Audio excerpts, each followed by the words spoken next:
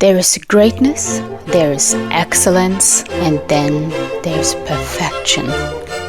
Now, there is nothing wrong with having high standards, because those are what birth improvements and solve problems. Perfection, however, is an impossibly high standard. It's an abstract ideal rather than a concrete reality, a concept that is as elusive as time or consciousness or the whereabouts of your remote control. And it's loyally accompanied by the glass being half empty, a mindset seriously no one needs.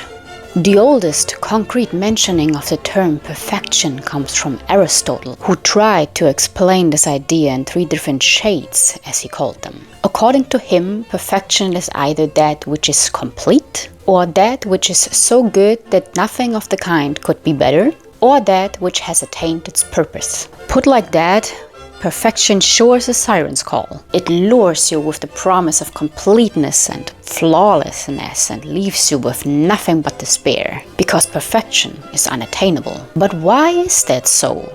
Well, first of all, perfection is subjective. Something that is perfect to you will most likely not be to another person. Thus, defining true perfection is impossible because there's nothing universal to it. Secondly, perfection is impermanent. The moment you think you reached perfection, this perfect state will move up a bar, also increasing the amount of effort required to reach that next level of perfection. And lastly, we are all human, and humans are absolutely imperfect, and so whatever we produce will be always imperfect too. There are too many movable parts in this equation, and the idea of control is an absolute illusion when it comes to your own hands and brain cells. Certain branches of Christianity, up to René Descartes, denied perfection even to God himself, because God isn't finite, which is, as we remember from Aristotle, an important attribute of perfection. Everything is always changing and evolving, and thus nothing can ever be perfect according to that definition. The only somewhat perfect thing is probably mathematics. But even that is not immune to limitations and revisions, as it is still a human endeavor after all, and as such might not stand the test of real-world applications. Thus, math is perfect in theory, like a perfect circle. But there are no perfect circles in reality, no matter how much Aristotle and Cicero would have liked one. So humans can't create perfection, and neither can nature. Just look at this broccoli. It looks flawless, doesn't it? Nature tried really hard here. But if you look closely, you will see that it's not as perfectly twisted and fractalized as it seems at first glance. But it doesn't have to be, it's tasty enough as it is.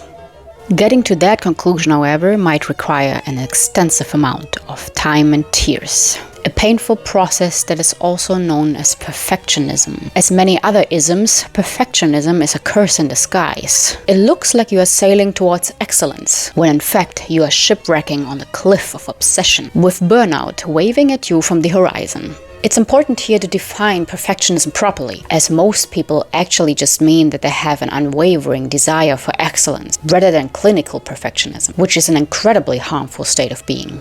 Perfectionism means to set sail with a boatload of stress and anxiety, to be thrown around by waves of dissatisfaction, and to feel inadequate to the extent of being completely blind and deaf to the small accomplishments that still pave a solid way through your trials and errors.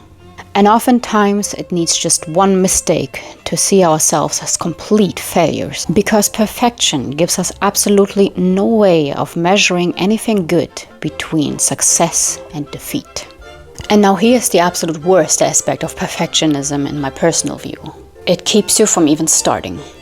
Especially individuals of artistic nature, like writers or composers or painters, know the cold sweat-inducing blank page all too well. It's quite impressive that a harmless sheet of paper can cause you to miss great opportunities in life and waste your potential to the point where analysis paralysis is already wearing you out before you ever get a single word or musical note out into the open.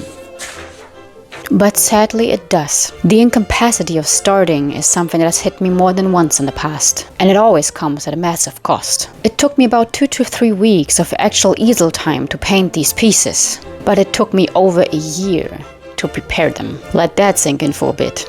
I was stifled by an all-or-nothing mindset that kept me planning and tweaking and obsessing over details that no one would ever notice once it was done. None of the tiny changes that were supposed to make them more perfect actually made a tangible difference. They just made them well, different. And in the end, I still didn't get into a gallery, something I thought I could control by being meticulous. Even though it's known all too well, thanks to Epictetus, that we will be miserable if we take care of things outside of our control. And perfection sure falls into that category. Going into tattooing was an extremely humbling experience when it comes to that. Because it's impossible to have a flawless tattoo, as I already mentioned in another video. You just have to let that wash over you, and soon you will realize that it's not the end of the world if you not hit perfection. Now the problem is not so much the striving for perfection, but the unacceptance of nothing less. I think it is very commendable and honorable to seek it. But you shouldn't think that an imperfect result isn't worth your recognition. Remember that any progress is better than perfection, and that mistakes are a crucial part of your progress. It's the journey that makes everything worthwhile. Just like a delicious meal is enjoyable not because of its last bite, but because of every single mouthful. When it comes to sushi, I would even argue that the end is outright undesirable.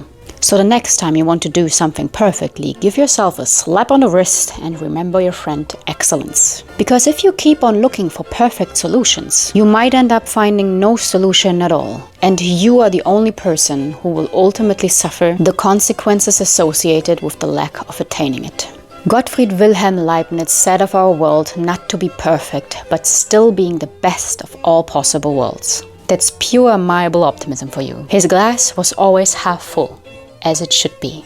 So enjoy the journey, practice some wabi-sabi, and stay curious.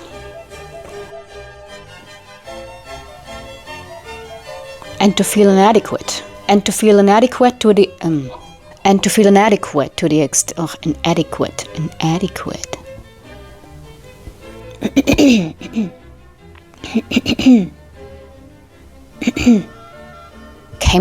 Kept me.